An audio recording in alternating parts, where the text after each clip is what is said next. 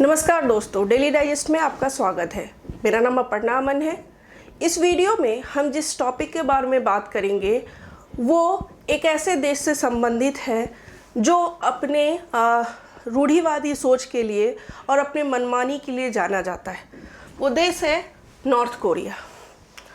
North Korea हम जानते हैं कि एक ऐसा देश है जहाँ के जो शासक हैं वो केवल अपने हिसाब से राज्य को चलाते हैं, और ये शासक ऐसे हैं जो उनके देश में भी उनके विरुद्ध अगर कोई जाता है तो उसके लिए जो है कठोर से कठोर दंड देते हैं वो।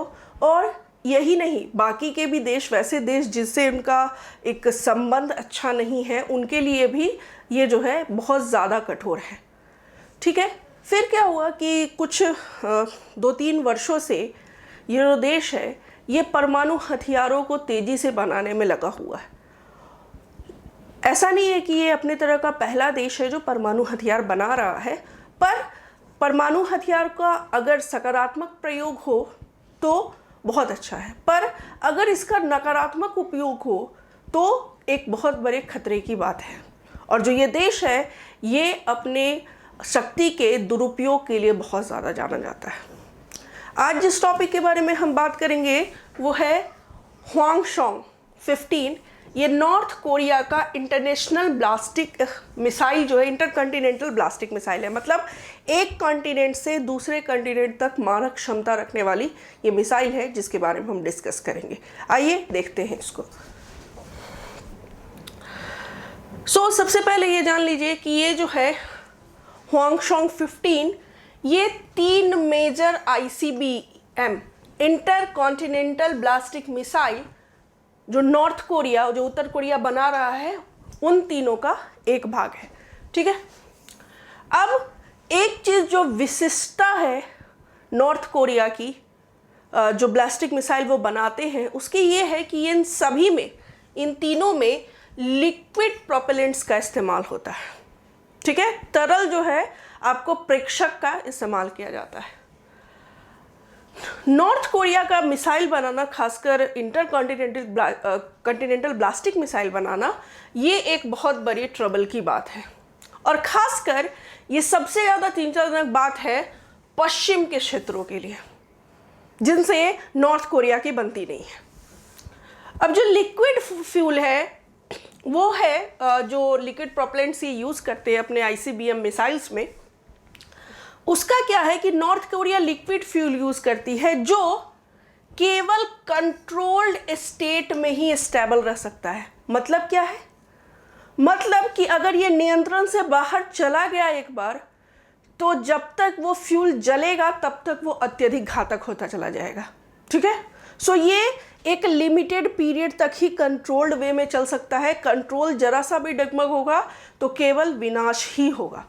ठीक है, इसलिए ये जो है खतरे की बात है। अब इसके बाद ये तो है कि एक लिक्विड प्रोपेलेंट है, एक इंटरकॉन्टिनेंटल ब्लास्टिक मिसाइल है।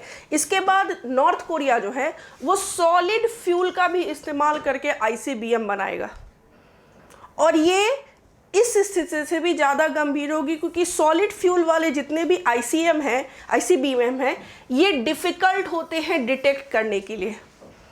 किसी भी रडार में, किसी भी सिस्टम में इनको डिटेक्ट करना बहुत ज़्यादा मुश्किल हो जाता है। इसकी भी प्लानिंग जो है अब नॉर्थ कोरिया कर रहा है, जिसके कारण ये जो ICBM है ये और ज़्यादा खतरे की घंटी है। अब नॉर्थ कोरिया ने हाल ही में जो है ह्वांगशॉन्ग 15 का टेस्टिंग किया है। ठीक है, और ये जो है इस फ्लाइट की पहली उड़ान है 2017 के बाद। ह्वांगशॉन्ग की जो कैपेबिलिटी है ना, ये USA के मुख्य क्षेत्र तक जा सकती है एक बार लॉन्च होने के बाद। ठीक है, यानी कि ये एशिया से USA तक का दौरा आराम से कर सकती है। ठीक है, और ये 4-4-7-5 किलोमीटर तक की ऊंचाई को भी छू सकती है। साथ ही 950 किलोमीटर की रफ्तार के साथ जो है ये नीचे उतर सकती है। अब ये ह्वांगशॉन्ग 15 जो है ये स्पेशल इसलिए भी है कि इसमें 2 चैम्बर्स है इंजन्स के। ठीक है, पर इसके जो अर्लियर वर्जन थे ह्वांगशॉन्ग 14 एंड ह्वांगशॉन्ग 12, इन दोनों में केवल एक ही चैम्बर था। ठीक है,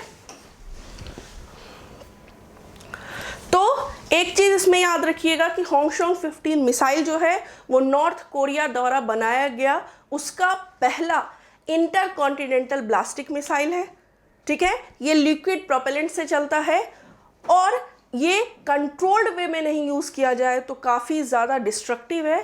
और सबसे बड़ी चिंता की बात वेस्ट क्षेत्र के लिए है, क्योंकि ये मिसाइल एक बार अगर शुरू होती है तो यूएसए की मुख्य भूमि तक को टारगेट कर सकती है।